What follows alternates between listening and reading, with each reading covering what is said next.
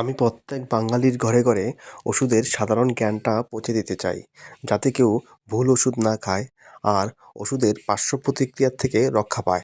বন্ধুরা, আজকের ভিডিওতে কথা বলবো লুকল সিরাপ নিয়ে। লুকল সিরাপ এটা হিমালয়া কোম্পানি তৈরি করে, আর এই লুকল সিরাপটা মেইনলি মহিলাদের রিপ্রোডাক্টিভ যে অর্গান আছে ওই অর্গানের বিভিন্ন ইনফেকশানে ব্যবহার করা হয়। ঠিক আছে, তো বলে দিই ডাক্তার কি কি রোগের মধ্যে এই ওষুধটা প্রেসক্রাইব করে। প্রথমত লিউকোরিয়া। লিউকোরিয়া কি বা এটা কি সমস্যা, এটা ম্যাক্সিমাম মহিলারাই জানেন যে হোয়াইট ডিসচার্জের সমস্যাটাকেই লিউকোরিয়া বলা হয় থাকে। আর লিউকোরিয়ার সমস্যা সম্বন্ধে আমি ডিসকাসও করেছি আমার যে আগের ভিডিওটা, এর প্রিভিয়াস ভিডিওতে আমি আলোচনা করেছিলাম। লুকল ট্যাবলেটের যে ভিডিওটা, ওই ভিডিওতে আমি আলোচনা করেছি। তাই লিউকোরিয়া নিয়ে আমি আর বেশি একটা কথা বলবো না, তবে শুধু এতটুকু বলে দিই যে এটা লিউকোরিয়ার সমস্যাতেও ম্যাক্সিমাম প্রেসক্রাইব করা হয়। আর তাছাড়া আরও কিছু ইনফেকশন আছে যেখানে এই ওষুধটি প্রেসক্রাইব করা হয়। তো তার আগে বলে দিই, চ্যানেলে যারা নতুন এসেছেন তারা কিন্তু চ্যানেলটি অবশ্যই সাবস্ক্রাইব করবেন এই ধরনের মেডিসিনাল ইনফরমেশানগুলি ফ্রিতে পাওয়ার জন্য। তো আবার ফিরে আসি ভিডিওতে।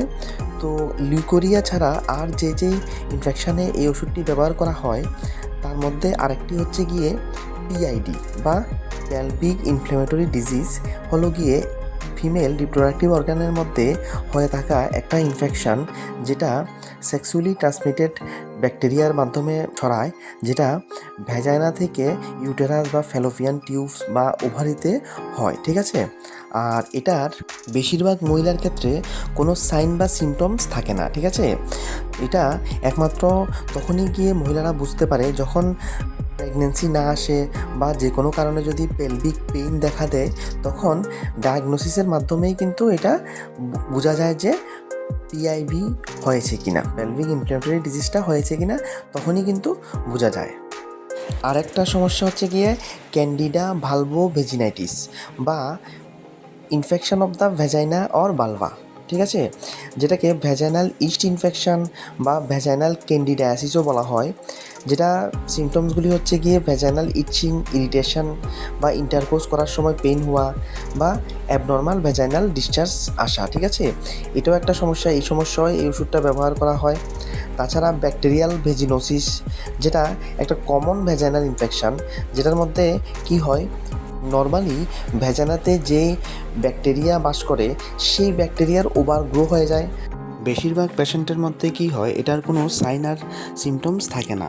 আর কিছু কিছু পেশেন্টের ক্ষেত্রে অ্যাবনর্মাল ভ্যাজাইনাল ডিসচার্জ দেখা দেয়, পাশাপাশি ইচিং আর গন্ধ থাকে। আর তাছাড়া লাস্ট আরেকটা সমস্যা হচ্ছে গিয়ে সার্ভিসাইটিস, যেটা হচ্ছে গিয়ে inflammation of the uterine cervix, যেটা সেক্সুয়ালি ট্রান্সমিটেড ইনফেকশন বলা হয়ে থাকে এটাকে। আর এটা যদি সময় থাকতে এটা ট্রিটমেন্ট না করা হয় তাহলে সার্ভিসাইটিসটা পরে পিআইডি বা পেলভিক ইনফ্ল্যামেটরি ডিজিজে কনভার্ট হয়ে যায়। আরেকটা কথা বন্ধুরা, লুকল সিরাপের পাশাপাশি লুকল ট্যাবলেটও কিন্তু মার্কেটে অ্যাভেলেবেল আছে। কখনো কখনো ডাক্তার লুকল ট্যাবলেটও প্রেসক্রাইব করে, আর কিছু কিছু পেশেন্টের ক্ষেত্রে লুকল সিরাপ প্রেসক্রাইব করে। থ্যাংক ইউ ভিডিওটি দেখার জন্য।